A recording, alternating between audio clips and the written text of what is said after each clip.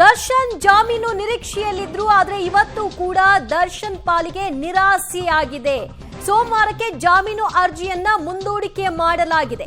ಈ ಹಿನ್ನೆಲೆಯಲ್ಲಿ ಸೋಮವಾರ ಅರ್ಜಿಯ ವಿಚಾರಣೆಯನ್ನ ಕೈಗೆತ್ತಿಕೊಳ್ಳೋದ್ರಿಂದ ಇವತ್ತು ಜಾಮೀನಿನ ಭವಿಷ್ಯದ ವಿಷಯವಾಗಿ ಬಹಳ ಆಶಾದಾಯಕವಾಗಿದ್ದಂತಹ ದರ್ಶನ್ಗೆ ಆ ನಿರಾಸೆ ಮೂಡಿದೆ. ಸೋಮವಾರಕ್ಕೆ ಜಾಮೀನಿನ ಅರ್ಜಿ ವಿಚಾರಣೆಯನ್ನ ಮುಂದೂಡಿಕೆ ಮಾಡಿರೋದಕ್ಕೆ ಸಂಬಂಧಪಟ್ಟ ಹಾಗೆ ಯಾವ ಕಾರಣ ಏನು ಇತ್ಯಾದಿ ಡೀಟೇಲ್ಸ್ ಲಭ್ಯವಾಗುತ್ತೆ. ಸೆಪ್ಟೆಂಬರ್ 30ಕ್ಕೆ ಈಗ ಸೆಷನ್ಸ್ ಕೋರ್ಟ್ ಈ ಅರ್ಜಿಯ ವಿಚಾರಣೆಯನ್ನ ಮುಂದೂಡಿದೆ.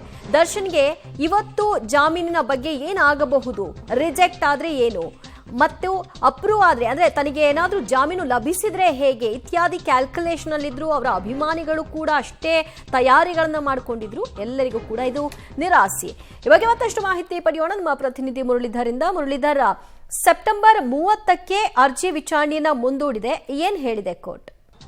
ದಿವ್ಯಾ, ಏನಂದ್ರೆ ಪ್ರಮುಖವಾಗಿ ಇವತ್ತು ಆಕ್ಷೇಪಣೆಯನ್ನ ಸಲ್ಲಿಕೆ ಮಾಡಬೇಕಾಯಿತು. ಜೊತೆಗೆ ಈ ಪ್ರಕರಣದ A1 ಆರೋಪಿಯಾಗಿರುವಂತಹ ಪವಿತ್ರ ಗೌಡ ಏನಿದ್ರು, ಪವಿತ್ರ ಗೌಡ ಅವರ ಜಾಮೀನು ಅರ್ಜಿಯು ಕೂಡ ಇವತ್ತೇ ವಿಚಾರಣೆಗೆ ಬಂದಿತ್ತು. ಅವರ ವಿರುದ್ಧದ ಆಕ್ಷೇಪಣೆ ಏನಿತ್ತು, ಆಕ್ಷೇಪಣೆಯನ್ನ ಸಲ್ಲಿಕೆ ಮಾಡಿದ್ದಾರೆ. ಜೊತೆಗೆ ಪವಿತ್ರ ಗೌಡ ಪರ ವಕೀಲರು ಇವತ್ತು ವಾದವನ್ನ ಮಂಡನೆ ಮಾಡ್ತಾ ಇದ್ದಾರೆ. ಆದ್ರೆ ದರ್ಶನ್ ಅವರ ವಿಚಾರಕ್ಕೆ ಸಂಬಂಧಪಟ್ಟಂತೆ ಆಕ್ಷೇಪಣೆಯನ್ನ ಸಲ್ಲಿಕೆ ಮಾಡಲಿಕ್ಕೆ ಒಂದಷ್ಟು ಕಾಲಾವಕಾಶವನ್ನ ಕೇಳ್ತಾ ಇರುವಂತದ್ದು.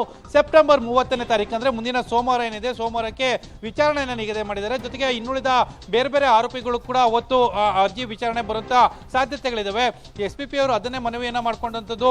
ಪ್ರತಿಯೊಬ್ಬರಿಗೂ ಕೂಡ ಅಬ್ಜೆಕ್ಷನ್ ಅನ್ನ ಹಾಕುವ ಸಂದರ್ಭದಲ್ಲಿ ಸಾಕಷ್ಟು ಕಾಲಾವಕಾಶಗಳಾಗ್ತವೆ. ಯಾಕಂದ್ರೆ ಈ ಪ್ರಕರಣದಲ್ಲಿ 14 ಜನ ಆರೋಪಿಗಳಿದ್ದಾರೆ. 14 ಜನ ಆರೋಪಿಗಳಿಗೆ ಎಲ್ಲರಿಗೂ ಕೂಡ ಪ್ರತ್ಯೇಕವಾಗಿ ವಾದವನ್ನ ಮಂಡನೆ ಮಾಡಲಿಕ್ಕೆ ಒಂದಷ್ಟು ಕಾಲಾವಕಾಶ ಬೇಕಾಗುತ್ತೆ. ಆ ಹಿನ್ನೆಲೆಯಲ್ಲಿ ಒಂದಷ್ಟು ಜನರನ್ನ ಒಂದೇ ದಿನಕ್ಕೆ ವಿಚಾರಣೆ ನಿಗದಿಯನ್ನ ಮಾಡಿ ಅಂತೇಳಿ ಮನವಿಯನ್ನ ಮಾಡ್ಕೊಂಡಿದ್ರು. ಆ ಹಿನ್ನೆಲೆಯಲ್ಲಿ ಸೆಪ್ಟೆಂಬರ್ 30ನೇ ತಾರೀಕಿಗೆ ಆ ವಿಚಾರಣೆ ನಿಗದಿಯಾಗಿರುವಂತದ್ದು.